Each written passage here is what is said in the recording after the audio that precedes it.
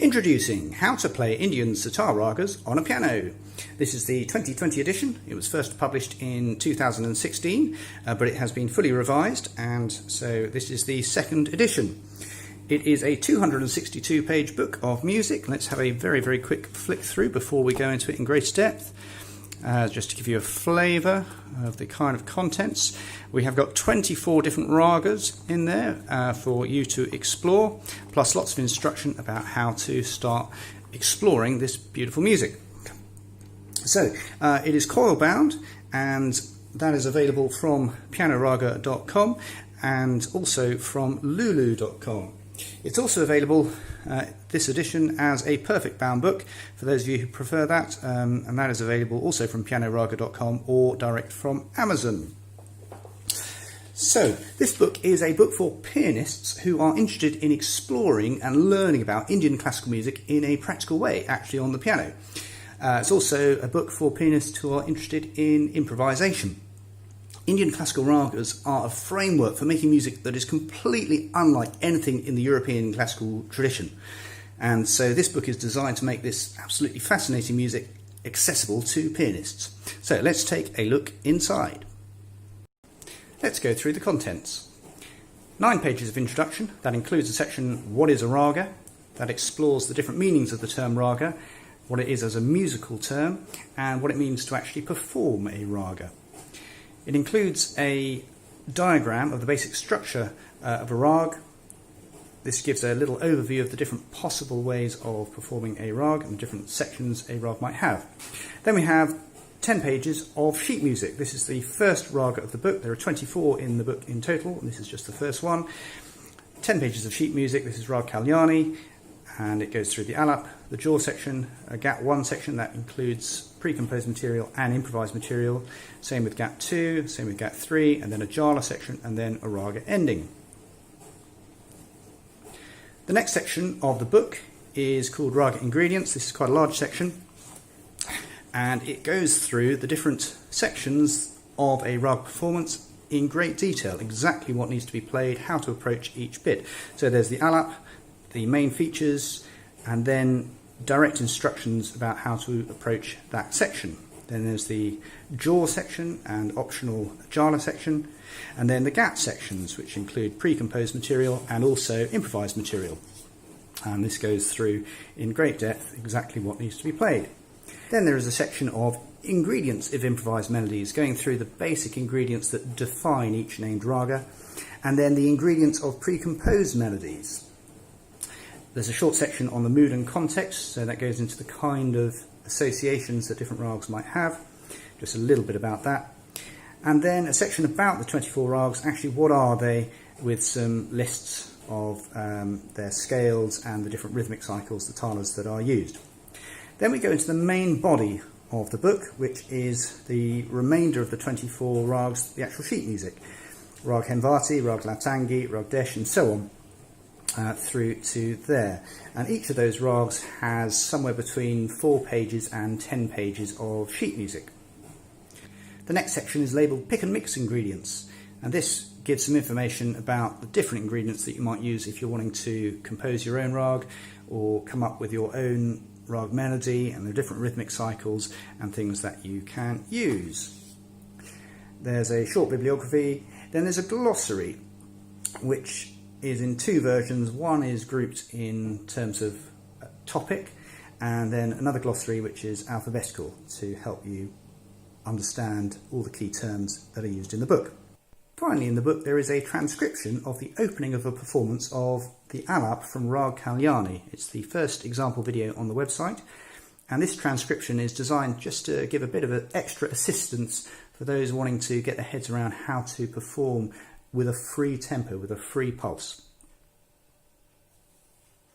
So we've got the introduction section of the book, and there is the diagram of the basic structure of a raga, and then we're into the sheet music. So Bliss Rag Kalyani, there is the alap section, a jaw section, the first gap section, which includes both pre-composed material and improvised material. A second gap section, this is a faster section, again with pre-composed material and improvised material, with lots of instruction about how to approach that. Then we've got the third gap section and jala section and the raga ending. Then we're into the raga ingredients, the layers, and then the instructions about how to approach each section of the music. And so you can see that it goes into real depth about how to approach all of those things with examples all the way through. There's a section on the raga ingredients, the basic ingredients that define each rag, the raga ingredients, the ingredients of pre-composed melodies. There's a page for you to actually write your own rag there. Then some explanation on the different variations on the gap, the rhythmic variations that you can find, and the tihai, the wonderful tihai, this short patterns that are repeated 3 times or performed 3 times. The short section on the mood and the context, when ragas might be performed. A little section about exactly what these ragas are, and the lists with their scales, the notes in each scale that is used, and the talas. Next 140 pages or so are the sheet music for the remainder of the 24 rags. Each rag has somewhere between 4 and 10 pages worth of sheet music. They all have an alap section, which is normally a single page. Some of them have a jaw section. Alap goes straight into a jaw and possibly then an optional jala. They all have a gap section, normally 2 and occasionally 3 gap sections, which includes pre-composed material and also improvised material with some instruction about how to approach that. And then some of them also have a jala section at the end of the fast gap section, and then they all have a raga ending, a typical way to end the raga. I've called this section Pick and Mix Ingredients, and that's because it's designed for those musicians who really want to take this further and start composing their own rags and doing their own interesting things with it. So this section explores the scales, how the scales are put together, the 32 theoretically possible scales of North Indian classical music, although fewer than that are used regularly, but there are 32 theoretically possible scales. There's a section about the talas, how you can adapt the different rhythmic cycles for piano. Now, obviously, Indian ragas are often accompanied by drums, tabla, for example, most common, and the strokes that the drums play and the patterns that they play, well, we're trying to replicate that on the piano. And so this goes through some techniques you can use to do that using the left hand of the piano. So there are examples for solo pianists. There are also examples for pianists who are playing as part of a duet or in a duo, so either 2 piano players on 1 piano or 2 piano players on 2 pianos. There are different ways that you can explore this music. There's also a section on the talas, so going through some different talas that can be used. Now, in the 24 rags in the book, I've used lots of different tals to give you some examples of lots of different rhythmic cycles, but there are some more here. So we've got 5 beats, 6 beats, 7 beats, 8 beat, 8.5 beat, 9, 10, 11, 11.5, 12 beats, 13, 14, 3 versions of 14 beat cycle, and a 16 beat cycle. There's also further chand examples. Chand are these wonderful surface rhythmic patterns that are used to adapt your main gap melodies, and they can be really, really exciting. And so there are some more examples about how they are constructed. And there are 14 more pages of tihai examples. So tihai are these wonderful phrases that are played 3 times, very, very exciting. They often land on sam, which is beat 1 of the tala, so they mark out the tala, and they are often used to end improvised passages. Really, really exciting. And there's all sorts of mathematical ways in which you can do that. And so these left pages basically demonstrate the maths, and then the right pages demonstrate how you would apply that maths to a more melodic example. And so we've got all sorts of different patterns that can be used, going up to rather longer and longer and longer examples.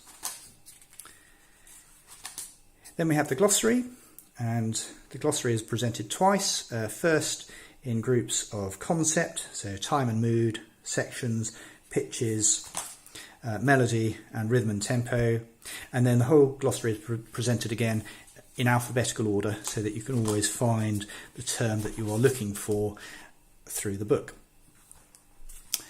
And then finally, we have a transcription of an alap performance. So this is a transcription of the first minute or so of the example performance in the first video of Rag Kalyani, which is on the website pianoraga.com. And this isn't designed to be played directly within a performance. It is designed to help you understand the free pulse rhythm that is used in an alap. So alaps have no fixed pulse, and for most pianists, well, actually that is trained out of us. We are trained to play in time and get the rhythms right. And to play an alap is pretty counterintuitive for a lot of piano players because it is this free tempo exploratory music, really, really beautiful. And so this transcription is really designed just to help those musicians who would like that help to get a handle on the kind of free rhythms that can be used. There are video examples of several of the rags in the book available on the website pianoraga.com and also on YouTube. And the book itself is available to buy obviously from the website, both as coil bound or as perfect bound, like so. Perfect bound is also available direct from Amazon and coil bound from lulu.com. I hope you enjoy the book. Thanks for watching.